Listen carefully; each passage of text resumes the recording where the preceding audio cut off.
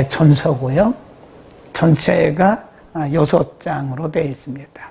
역사적인 배경, 그리고 수신자, 특징들에 대해서 잠깐 먼저 서론적으로 살펴보도록 하겠습니다.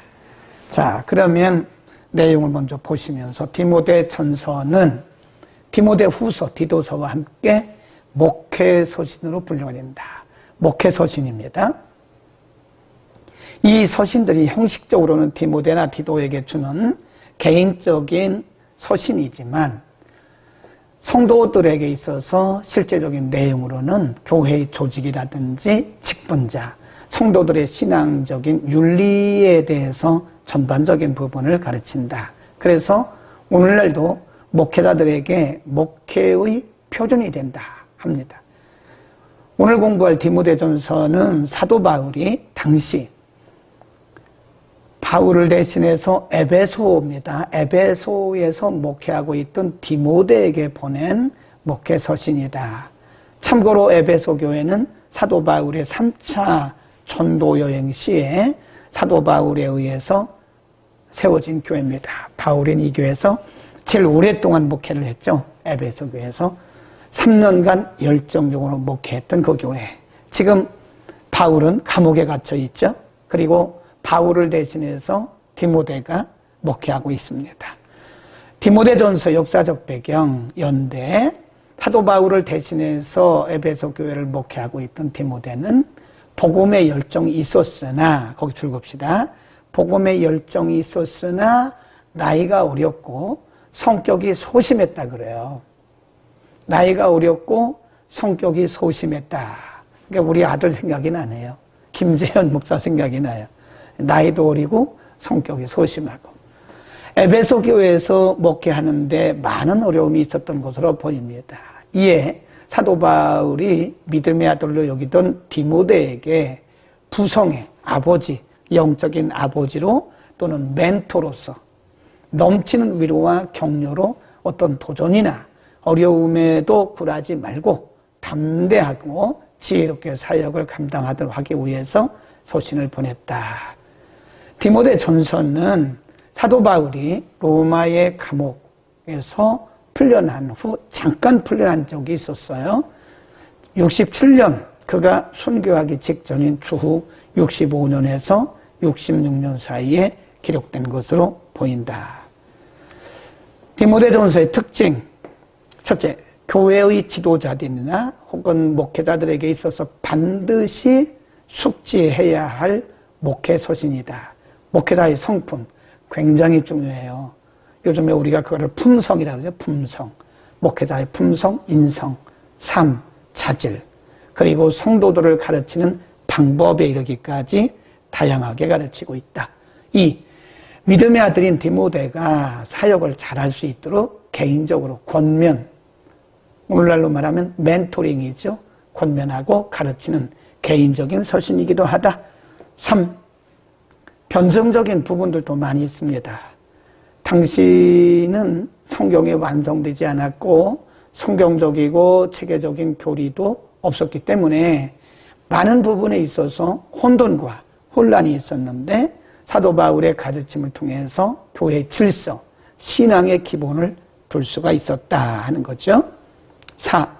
우리는 디모데전서 3장을 통하여 교회 안의 지도자들과 직분자들의 성품, 품성, 인성이죠. 자질들에 대해서 알 수가 있다는 것이죠. 여기 보면 오른쪽에 보면 63년에서 67년 요 사이입니다. 이걸 펴놓고 보시죠. 1장 1절 구주 하나님과 우리 소망이신 그리스도 예수의 거기 줄겁시다. 명령을 따라 자신의 사도됨, 자신의 부르심, 사도됨에 대해서 많은 경우에 사도 바울은 하나님의 뜻을 따라 그래서 하나님의 뜻, 하나님 아버지의 뜻을 따라 사도된 나 바울은 그랬는데 오늘 디모데전서 1장 1절에서는요 그리스도 예수의 명령을 따라 그리스도 예수의 사도됐다. 명령을 예수 그리스도의 명령을 따라 사도가 됐다. 자기 사도된 것이 내가 자원한 것도 아니고 또 사람이 시켜서 그런 것도 아니고 하나님의 뜻에 따라서 예수 그리스도의 명령을 따라 내가 그리스도의 사도가 됐다. 굉장히 중요한 겁니다. 우리는 이것을 소명감 또는 소명관 그래요. 우리의 소명감이 제대로 되지 못하면 흔들려요. 그러니까 사도 바울은 그의 서신에서 거의 빼놓지 않고 자신 얘기를 먼저 합니다. 내가 사도된 것은 하나님의 뜻이다. 복음을 위해서 되었다. 그러니까 오늘날 우리가 직분자들도 마찬가지예요. 어떤 사역을 하든 간에 우리는 다 사역자잖아요. 어떤 부분에 우리가 부름을 받았든 간에 우리가 주님의 사역을 할 때는 나를 부르신 부르심에 대한 소명, 콜링이라고 그러죠. 소명감이 분명해야 돼요. 소명. 이 소명감이 분명하지 않으면 흔들립니다. 상황에 따라서 흔들리고 기쁨도 없고 그리고 감사도 없어요. 나를 불러주신 하나님의 부르심, 소명에 대한 확신이 중요합니다. 그래서 사도 바울은 자기의 부르심에 대한 사도됨에 대한 얘기를 그렇게 많이 하고 있는 거다. 그 다음에 넘어갑니다. 3절. 내가 마게도냐로 갈 때에 너를 권하여 에베소에 머물러 한 것은 아까 말씀했죠. 에베소에서 지금 사도 바울을 대신해서 디모데가 목회하고 있다고 그랬어요. 첫째, 어떤 사람들을 명하여 다른 교훈을 가르치지 말고, 둘째, 신하와 끝없는 족보에 창념치 말게 하려 함이라. 셋째, 5절, 경계의 목적은 청결한 마음과 선한 양심과 거짓이 없는 믿음으로 나는 사랑이다. 그런 말씀을 해요. 디모데전서의 특징이 뭔지 아세요? 디모데전서의 특징은 사도 바울이 지금 믿음의 아들이고 자신을 대신해서 에베소에서 목회하고 있는 목회자인 디모데에게 권면, 멘토링을 하면서 자기 얘기를 많이 해요. 그것은 자랑하려고 그런 거 아니라 본을 보이는 거예요. 자기 신앙 고백. 나는 이런 자세로 이런 고백을 가지고 내가 사역을 하고 있다. 너도 이렇게 해라. 굉장히 중요한 거죠. 본을 보이고 있는 거죠. 그 다음에 12절로 갑니다. 12절에서 사도 바울은 자기 얘기를 또 해요. 나를 능하게 하신 그리스도 예수 우리 주께 내가 감사함은 거기 줄겁시다. 나를 충성되이 여겨 내게 직분을 맡기셨다. 이 직분을 맡기신 것은 충성되이 여기셨다고 하는 증거입니다. 충성되이 여기셨다. 하나님이 사람이 없어서 우리에게 맡기신 건 아닙니다. 제가 아니라도 얼마든지 복음 전할 사람 많고요. 제가 아니라도 기도시 쓸 사람 얼마든지 있습니다. 실력 있고 능력 있는 사람 많습니다. 여러분도 마찬가지죠. 여러분 아니더라도 사람 많아요.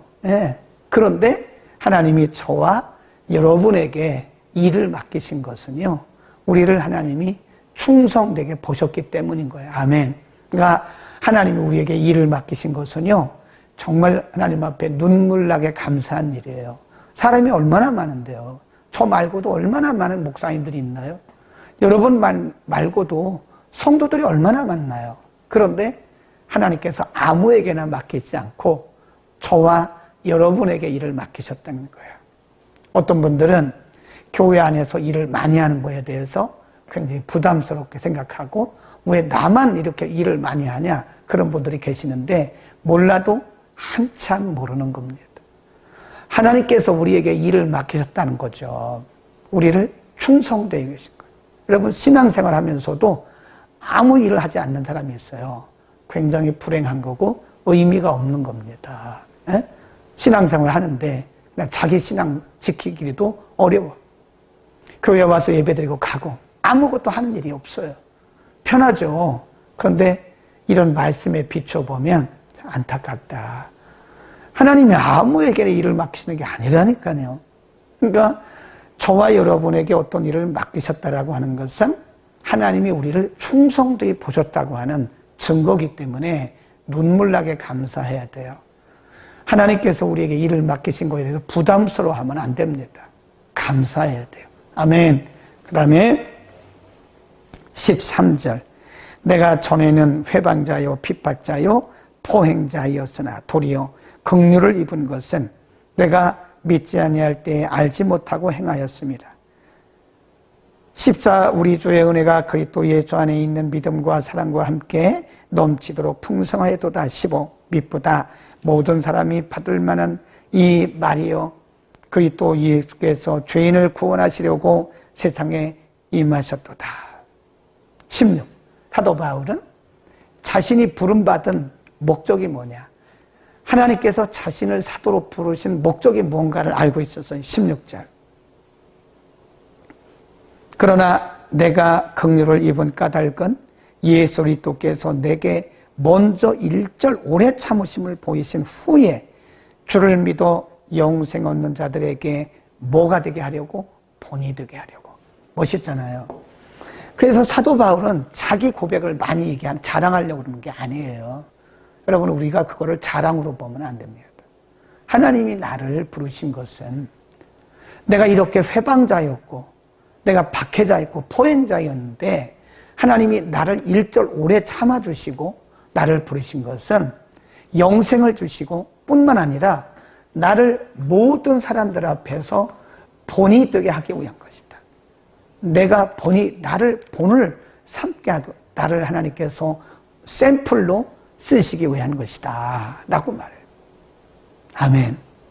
하나님이 우리를 먼저 부르신 것은 내가 남들보다 탁월하고 뛰어나서 그런 게 아닙니다. 하나님이 본을 보이시기 위한 것이에요. 제가 요즘에 시를 열심히 쓰잖아요. 어제도 말씀드린 것처럼 솔로몬이 생각이 나더라고요. 솔로몬. 보통 사람들은 평생에 잠언, 그 잠언 하나 쓰기도 힘들어요. 이게 4,000개 이상의 잠언을 썼다니까요. 다윗은 시편 150편 중에서 절반 이상을 다윗이 기록했어요. 물론 성령이 영감 주신 거죠. 일반인들은 시편 한 편도 못 씁니다. 하나님께서 솔로몬에게 부어주신 것처럼 막 지혜를 부어주시는 거예요. 저도 놀라죠. 네. 너무 많이 쓰다 보니까 이제 여러분들이 별로 중요성을 잘 모르는 것 같은데 잘 안 보냅니다. 몇 분에게만 보내고 너무 자주 보내면 사람들이 처음에는 귀하게 여겼다가 이제는 나중에는 별로 귀하게 여기지 않을 것 같아서 감동하는 분들, 꼭 필요한 분들 아니면 원하는 분들에게 저도 주세요 하고 원하는 분들에게만 보내고 그 외에는 그냥 이렇게 공개적으로 읽어드리고 말아요. 그런 생각을 했어요. 아, 하나님께서 나를 본 샘플로 세우셨구나. 국문학을 전공하지 않고 문학을 전공하지 않고 시를 공부하지 않고 소설을 공부하지 않아도 하나님이 지혜를 주시면 할 수 있다고 하는 것을 하나님이 나를 샘플로 쓰시고 있구나. 제가 뛰어나다고 생각하지 않아요. 하나님이 저를 샘플로 지금 쓰고 계시는 거예요. 네, 하나님이 역사하시면 지금도 솔로몬과 같은 지혜가 지금도 부어지고 있다. 다윗과 같은 그런 영감이 지금도 부어지고 있다는 것을 저를 샘플로 통해서 보여주고 계신다. 그래서 제가 잘난 척 안 하잖아요. 잘난 척하면 안 되죠. 네, 잘난 척 할 것도 없고 해서도 안 되는 거예요. 하나님이 하셨는데 제가 왜 잘난 척해요?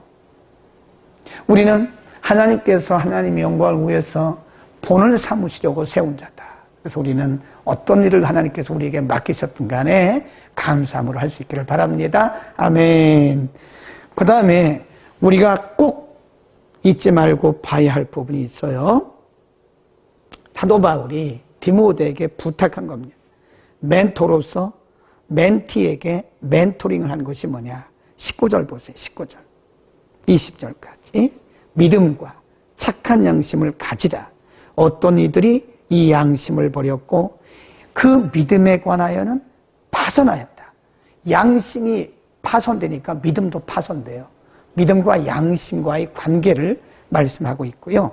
20절 그 가운데 후메네오와 알렉산더가 있으니 내가 사단에게 내어준 것은 저희로 징계를 회방하지 말게 하려 함이라. 이게 굉장히 중요합니다. 21절 20절, 21절 굉장히 중요한데, 양심, 그리고 신앙. 착한 양심과 그랬어요. 믿음과, 다시 한번 보세요. 거기 보면 19절에 믿음과 착한 양심을 가지라. 처음에 믿음을 먼저 얘기했죠. 그 다음에 양심을 얘기했죠. 이게 다 상관관계가 있는 거예요. 제가 일부러 이렇게 썼는데, 양심, 믿음, 신앙. 그 다음에 믿음, 양심, 신앙이죠. 이게 상관관계가 있어요. 마태복음 13장에 보면 예수님께서 씨 뿌리는 비유를 말씀하시잖아요. 어떤 사람이 씨를 뿌렸다. 씨를 뿌렸는데 이 밭에 이 씨들이 떨어져요. 어떤 씨는 길가에 떨어지고, 어떤 씨는 돌짝밭에 떨어지고, 어떤 씨는 가시덤불에 떨어지고, 어떤 씨는 옥토에 잘 갈아진 밭에 떨어졌어요.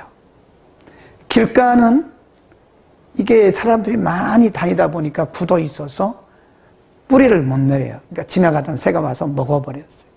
돌짝밭은 얇아요, 흙이. 그러니까 뿌리를 내렸지만 바람이 부니까 뿌리조차 뽑혀버렸어요. 가시덤불은 씨가 떨어져서 자라긴 하지만 가시덤불이 이렇게 가려워가지고 열매를 맺지 못해요. 그런데 옥토는 씨를 뿌리자마자 뿌리가 내리고 또 줄기가 자라고 거기서 가지가 나고 꽃이 피고 열매를 맺잖아요. 밭은 인간의 마음을 상징한다 그랬죠.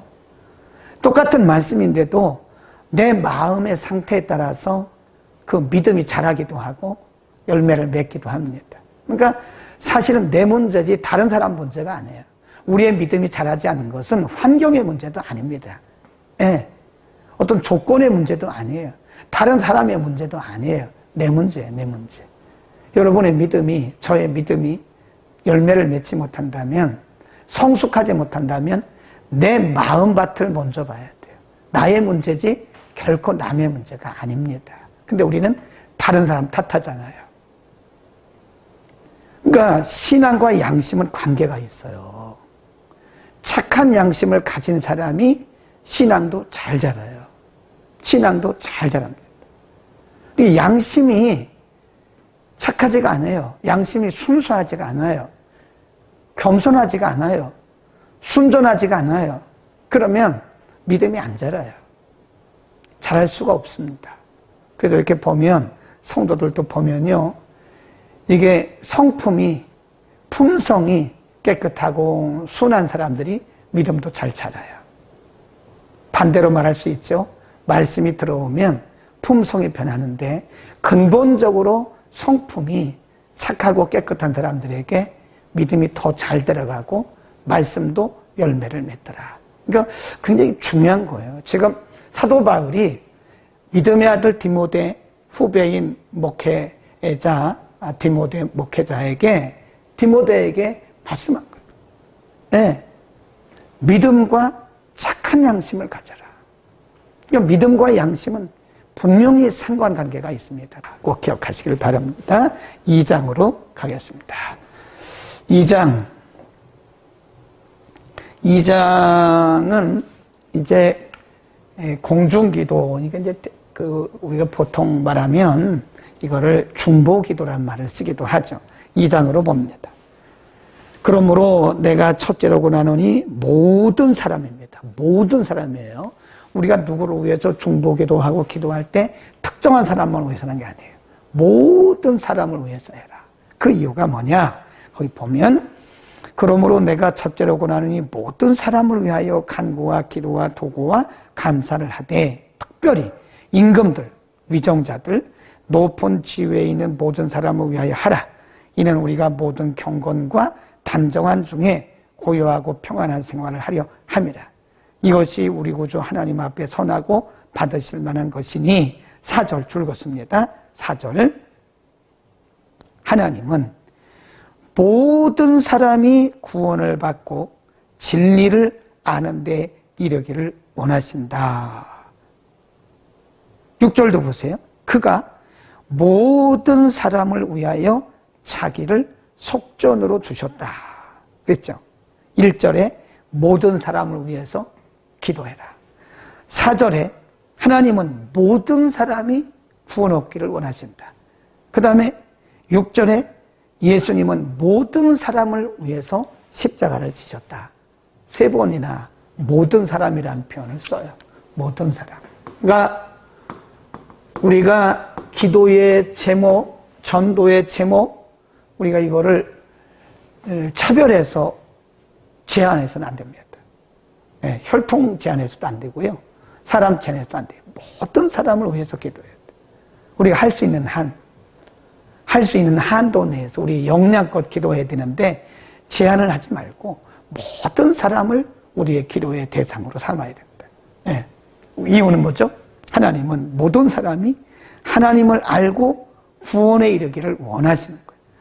하나님의 마음은 모든 사람입니다. 내 마음에 들든 들지 않든 나와 생각이 같든 같지 않든 모든 사람이 다 구원받기를 원하시고 모든 사람이 다 하나님을 알고 진리를 아는데 원하기를 하나님의 뜻이고 하나님의 원하심이 바로 그거다. 아멘. 우리는 모든 사람을 위해서 기도하고 모든 사람을 위해서 복음을 전해야 된다 하는 겁니다. 그 다음에 쭉 내려갑니다. 목회 자세를 얘기하면서요. 교회 안에 있는 남성들과 여성들은 어떤 자세로 신앙생활을 해야 되느냐, 어떻게 성도들을 양육해야 되느냐를 가르쳐요. 기준입니다. 8절. 그러므로 각 처에서 남자들이 분노와 다툼 없이 거룩한 손을 들어 기도하기를 원한다. 남자들은 가장이에요. 그래서 가장들은 그 중심이 뭐냐? 기도가 있어야 돼요. 가장의 기도가 없으면 안 된다니까요. 그래서 교회 안에 있는 남성들에게 말하기를 거룩한 손을 들어 기도하라.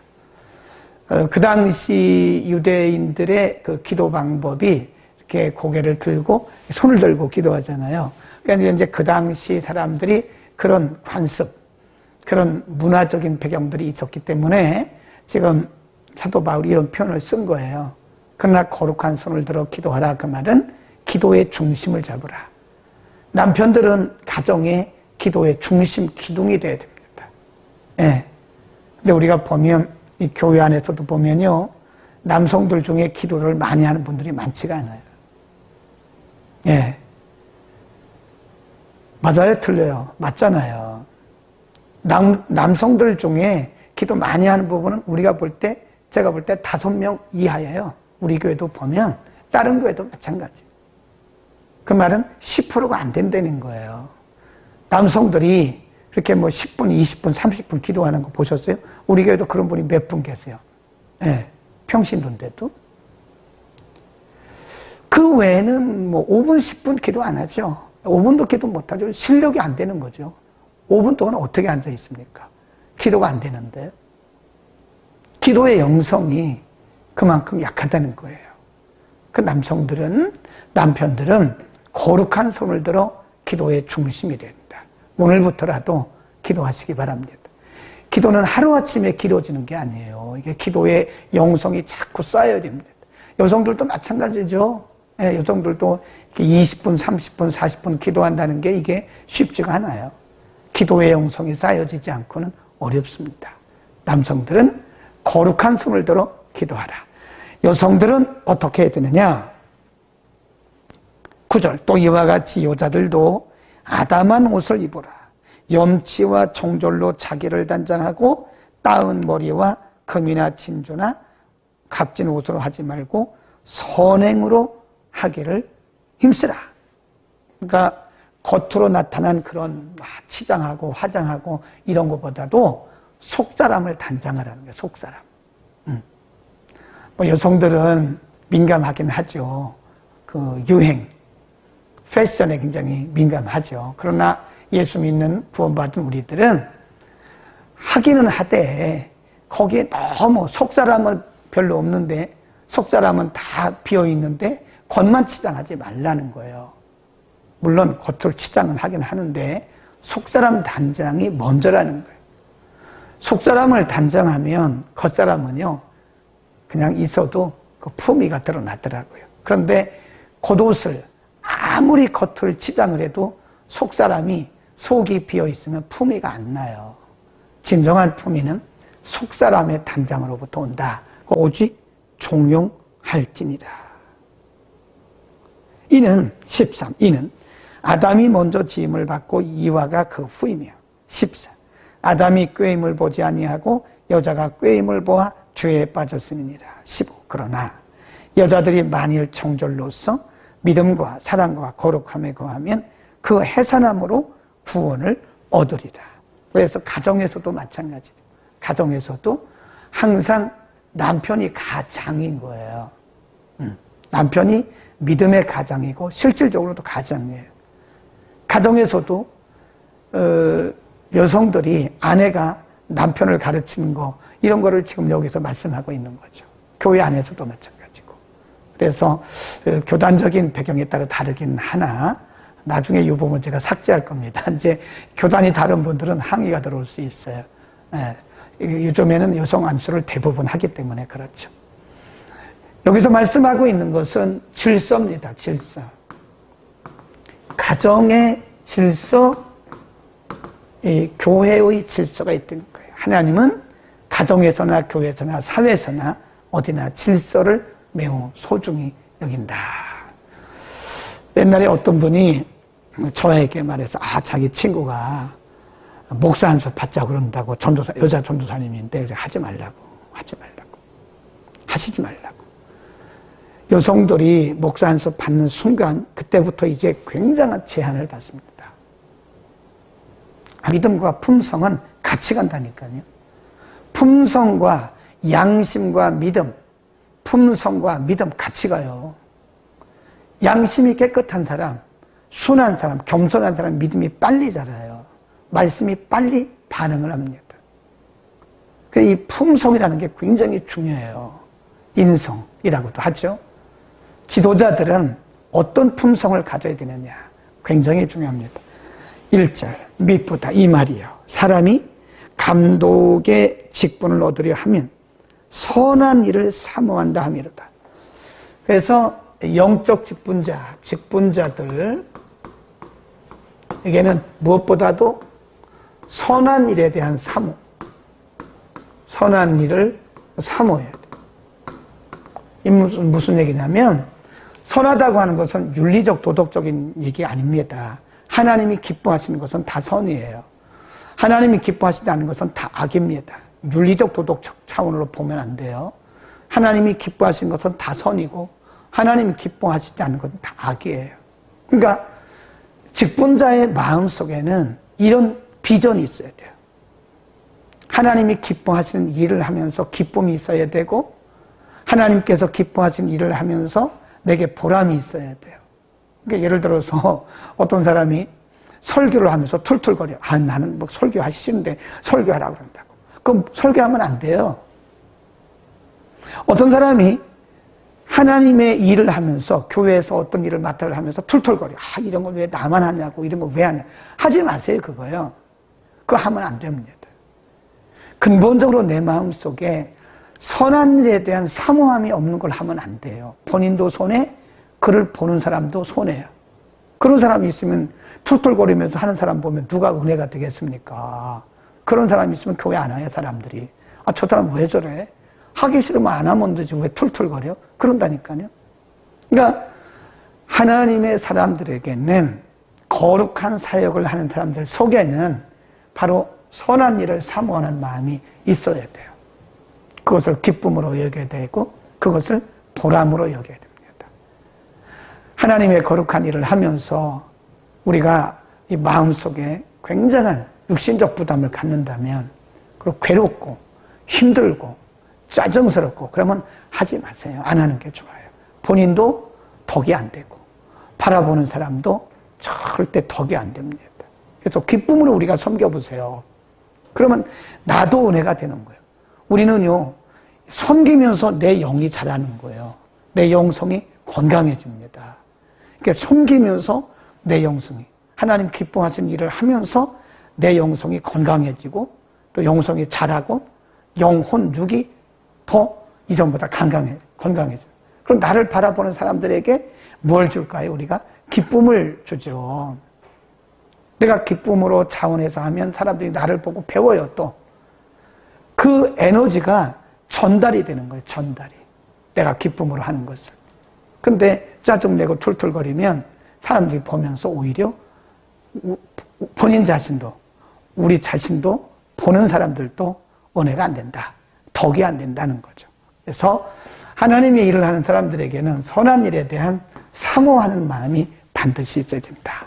그 다음에 두 번째, 그러므로 감독은 책망할 것이 없어야 된다. 완벽하다 그런 뜻은 아니고요. 어떻게 책망할 것이 없어야 되냐, 그 예를 뒤에 들고 있습니다. 완벽을 말하는 건 아닙니다. 사람이 어떻게 완벽할 수 있나요? 완벽한 사람이 직분자가 된다면 직분자 될 사람 한 사람, 저도 안 돼요. 저도 완벽하지가 않아요. 얼마나 허점이 많은데요. 네. 여기서 책망할 것이 없다. 그 말은 객관적인 테두리를 벗어나지 않는다. 그런 얘기. 예를 들어서 한 아내의 남편이 돼야 된다. 한 아내의 남편. 그러니까 부인이 둘, 셋 있는 사람이 교회 중직자가 되면 안 돼요. 그건 절대 안 됩니다. 안 되는 거예요. 성경은 틀림없이 일부일처입니다. 근데 부인이 둘이 있고 셋이 있고 두 집 살림하고 그러면 직분자가 되면 안 돼요. 절대로 직분자가 되면 안 됩니다. 그 다음에 그 뒤에 또 뭐라고 그랬어요? 절제하고 근신하고 그래요. 절제, 근신. 이 절제와 근신이라는 말이 비슷한데요. 이 경건한 삶이죠. 경건한 삶. 그래서 우리 직분자들이, 목회자들이, 중직자들이 술, 담배를 하지 말아야 되는 것은 이런 근거가 있기 때문에 그런 거예요. 교회 중직자가, 또 직분자가, 목회자가 술 마시고 담배 피고 노름하고, 그래 보세요. 오락, 게임 이런 거 좋아하고 절제가 안 되는 거잖아요. 거룩한 성역을 해야 되는데 이런 것이 다 우리를 혼돈케 하는 거예요. 우리 영을 혼란스럽게 하는 것이고 우리의 양심과 성품을 자꾸 그렇게 더럽히는 거예요. 이런 것들이 들어가면. 그래서 거룩한 사역을 하기 위해서는 절제와 근신이 매우 중요합니다. 예. 목사인 제가 입에서 담배 핀 냄새 풀풀 나고 술 마시고 얼굴이 뻘게 가지고 눈이 충혈돼 가지고 설교하면 누가 은혜를 받겠습니까? 그리고 하나님의 거룩한 말씀을, 영적인 말씀을 전하는 제가 담배 피고 술 마시면요, 이게 영감이 안 떠올라요. 절제라는 것을 말씀을 드리는 거예요. 먹는 것도 절제, 입는 것도 절제, 쓰는 것도 절제, 말하는 것도 절제. 예. 중직자인 우리들이, 직분자인 우리들이 말에 절제를 못하면요, 완전히 교회가요, 완전히 왁자지껄입니다. 시장통이 되고 말아요. 그러니까 이 교회 공동체 안에서는요, 우리가 말도 절제를 해야 돼요. 본 거 다 말하면 안 돼요. 예, 봤어도 못 본 척. 들은 거 다 말하면 안 됩니다. 내가 직접 본 거 아니면 말하지 마세요. 그러니까 전하지 마세요. 누가 그랬대? 카더라. 우리나라는 카더라 때문에 사람들 많이 죽여요. 애매한 사람 많이 죽는다니까요. 물증도 없는데 사람들이 심증을 가지고 말하는 거예요. 그래서 내가 직접 본 거 아니면 말 옮기지 마시고요. 그리고 내가 직접 봤더라도 그 사람에게 은혜가 되고 또 덕이 되지 않으면 그거 옮기지 마세요. 말 옮기지 마세요. 예. 봤어도 못 본 척, 들었어도 못 들은 척. 그게 절제입니다. 먹고 싶어도 덜 먹고. 아멘. 그래서 이 교회 중직자들은, 그리고 거룩한 사역을 하는 사람들은 절제와 근면의 품성이 있어야 된다. 아담하다. 나그네를 대접하고 나그네를 대접한다. 그 말은 우리가 성령의 9가지 열매 가운데 양선, 또 긍휼, 자비에 대해서 공부를 했잖아요. 불쌍한 사람을 보는데 불쌍한 마음이 안 들어. 그러면 내 마음에 문제가 있는 거예요. 지금 적신호가 온 거예요. 어려운 사람들을 보면 분명히 불쌍한 마음이 들어야 됩니다. 그래서 도와주고 싶은 마음이 들어야 돼요. 불쌍한 사람을 보고도 도와줄 마음이 없으면 잠언에 보면요, 그거 큰 죄라고 말한다니까요. 하나님은 우리에게 있는 것을 나누기를 원하시죠. 돈 벌어서 남줘야 돼요. 자꾸 쌓아놓는다고 부자가 아닙니다. 자꾸 흘려보내야 돼요. 축복을 자꾸 하나님이 주신 것은 흘려보내라고 주신 거예요. 흘려보내야 돼요. 그래서 중직자, 거룩한 사역을 하는 사람들에게는 나그네를 대접하는 마음, 자비로운 마음이 우리 가운데 있어야 된다. 가르치기를 잘해야 되고요. 그 다음에 술을 즐기지 아니한다. 거기 보면 술을 즐기지 아니한다 그러니까 오지 뭐 술 먹지 말라고 그랬습니까? 즐기지 말라고 그랬지. 이런 분들은 성경을 하나만 알고 둘은 모르는 거예요. 잠언해 보세요. 그런 사람들과는 친구도 하지 말라 그랬어요. 쳐다보지도 말라 그랬어요. 하나만 알고 둘은 모르고 그냥 그거가 단줄 알고 말하는데, 그러니까 이 술을 즐기면 안 돼요. 우리의 정신을, 영을 흐리게 만들어요. 흐트러 놔요. 혼돈되게 만들어요. 포도주도 마시지 마세요. 네, 포도주도 술이에요. 포도주가 무슨 술이냐고. 술입니다. 그거 왜 술이 아니에요? 술이지. 술이에요. 마시지 마세요. 우리에게 결코 도움이 되지 않습니다. 그 전에 요즘은 뭐 신방을 안 하죠. 그 전에 우리가 봄 신방, 가을 신방 했잖아요. 대신방 했는데 우리도 이제 대신방을 해야 될 것 같아요. 코로나 때문에 가정들을 가본 적이 오래됐어요. 근데 신방을 갔는데 그 차단스에 그릇 넣는 데를 차단스라고 그러잖아요. 그 차단스에 보니까 양주병이 이렇게 잔뜩 나열이 돼 있는 거예요. 양주병. 그래 이건 뭐예요? 그랬더니 취미로 양주 모읍니다. 무슨 취미가 이런 취미가 있습니까? 당장 갖다 버리세요. 양주 모으는 게 취미입니까? 성경 쓰는 게 취미가 돼야지. 고상한 취미를 가져야지 어떻게 예수 믿는 집사님이 돼가지고 양주 모으는 게 취미가 됩니까? 그건 말이 안 되는 거죠? 누군가가 얘기를 안 해줬어요. 몰라서 그랬으니까 다 버리세요. 예배 끝나고 나면 비싼 건데요. 다 버리세요. 누구 주면 안 될까요? 그 독인데 누구 먹고 죽으라고 그 독을 줘요? 갖다 버리는 게 낫지. 내가 안 마셔도 누군가 마시면 그게 육체에 해가 되는 건데 그걸 줍니까? 독약을 주는 거랑 똑같은 거지. 그러니까 갖다 버리라고. 잘했죠? 예. 그다음 술을 즐기지 아니하고 굿하지 아니하고. 구타. 아마 그때도 구타가 있었는가 봐요. 아내를 구타하는 남편들이 있대잖아요. 예를 들어서 장로님이 아내를 구타한다. 그러면 사표 내셔야 돼요.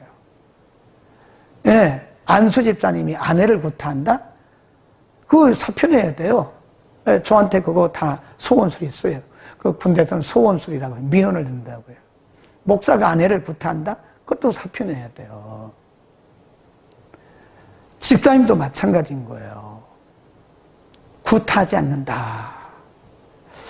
걸리는 분이 있기는 하겠네요. 네. 이제부터 하지 마세요. 이제부터는 그렇게 하면 안 돼요. 그에 대해서 기준을 가르쳐 주는 거예요. 오늘 여기까지 하고 오늘 예비일입니다. 내일 3월 5일 주일이고요. 오늘 준비 잘 하셨다가 내일 주일 성수하시기 바랍니다. 오전 예배 11시 나온다고 그게 주일 성수한 거 아닙니다. 밤 예배.